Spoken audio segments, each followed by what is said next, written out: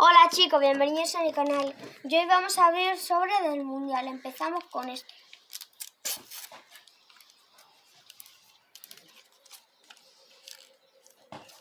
Sí. Pues a ver qué nos sale. ¡El bicho! ¡El bicho! ¡El bicho!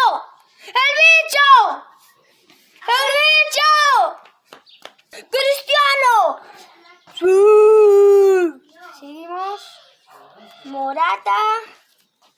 De Jong y Teo Hernández. Y el escudo de Ghana.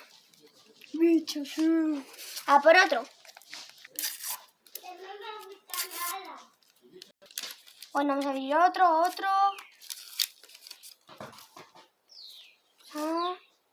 Andrés Barajo.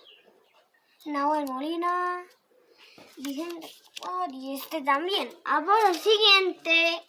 A ver, seguimos. ¡Heung Mason! Siguiente. ¡Lukaku! Y guardado le tenemos repe. Déjame ver. No, de momento no tenemos repe ninguno.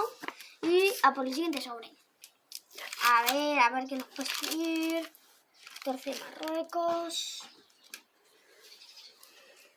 La selección de Australia. El segundo portero de Bélgica. Y nos queda el último, abrir el último. Durich, y estoy muy feliz por el bicho. Por el 16 de Portugal.